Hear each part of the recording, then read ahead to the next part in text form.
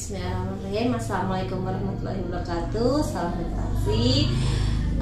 Saya Winda dari SD 2 Darul Hikam. Di sini saya akan menjawab tantangan bulan April nih, yaitu wawancara profesi ya Bu ya. Nah di sini sekarang saya bersama Bu Sadika sebagai psikolog di SD 2 Darul Hikam. Yuk kita mulai wawancara ya Bu ya. Oke.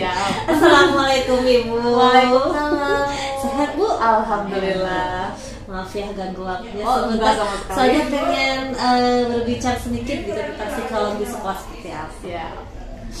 Oke Bu ya. Ya. Yang pertama nih kan psikolog itu profesi yang kita kerjasama ya di atas sekolah. Cuma mereka mungkin memang hanya beberapa sekolah yang menyediakan atau ada beberapa sekolah yang ada psikolognya di sebagai salah satu fasilitasnya ya. Ya. Nah sebenarnya peranan psikolog itu bagi anak-anak usia SD itu di sekolah itu seperti apa nih? Sebetulnya peranan psikolog terutama di SD itu sangat luas dan penting gitu. Kenapa? Karena di fase-fase kelas 1 sampai kelas 6 SD itu kan sebenarnya adalah faktor utama yang dapat membentuk perilaku anak gitu ya. Jadi psikolog di SD itu biasanya ngapain aja? Mereka itu mampu mengembangkan bukan hanya dari akademiknya saja, tapi dari emosi juga, kemudian perilaku juga gitu. Sehingga menurut saya memang seharusnya setiap SD itu punya psikolog gitu, karena bukan hanya kita bisa mengidentifikasi, mengassessment, juga kita bisa mengintervensi. Artinya kita bisa melihat dulu ini perilaku-perilaku apa saja yang ditampilkan, kemudian jika memang ada gangguan yang perlu ditindaklanjuti, maka itu bisa diintervensi oleh psikolog di sekolah. Jadi sebaiknya ada gitu Iya, ya. betul. Baik. Nah, selanjutnya nih Bu, kan sudah mulai nih di sekolah itu sudah mulai ada banyak permasalahan lah ya gitu yang terjadi pada usia anak SD. Nah, kalau di sini kebanyakan atau mayoritas yang terjadi itu masalahnya seperti apa nih? Sebetulnya kebanyakan masalah yang terjadi di SD itu berkaitan dengan permasalahan belajar. Permasalahan belajar itu biasanya kebanyakan itu sulit fokus, sulit konsentrasi, sehingga berdampak kepada bagaimana mereka menerima informasi atau materi di sekolah, terutama juga dalam belajar membaca, menulis, berhitung dan lain-lain. Mungkin kebanyakannya seperti itu. Oke Bu, lanjut untuk pertanyaan yang selanjutnya nih. Saya nih misalnya sebagai guru kelas lah ya.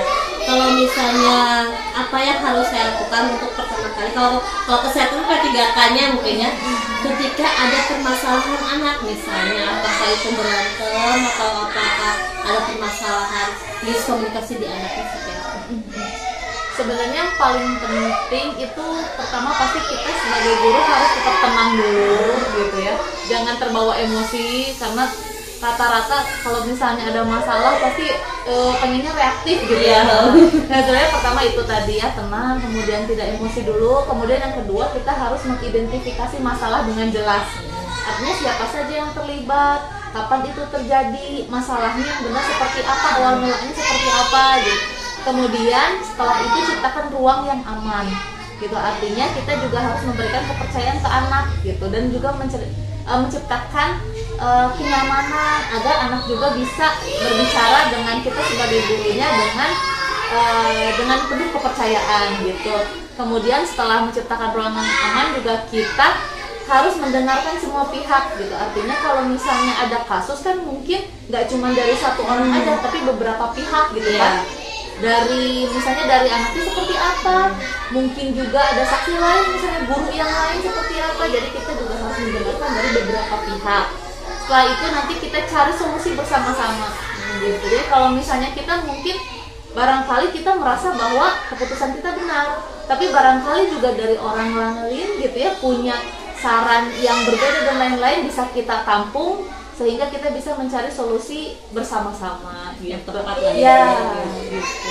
Ternyata seru ya ngobrolnya, cuma mungkin waktunya tidak cukup ya Bu ya.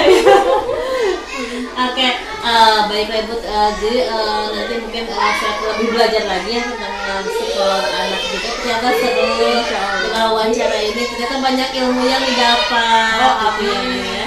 Oke Ibu, terima kasih atas waktunya. Sama-sama Ibu. Sekian wawancara saya bersama Bu Sadika. Assalamualaikum warahmatullahi wabarakatuh.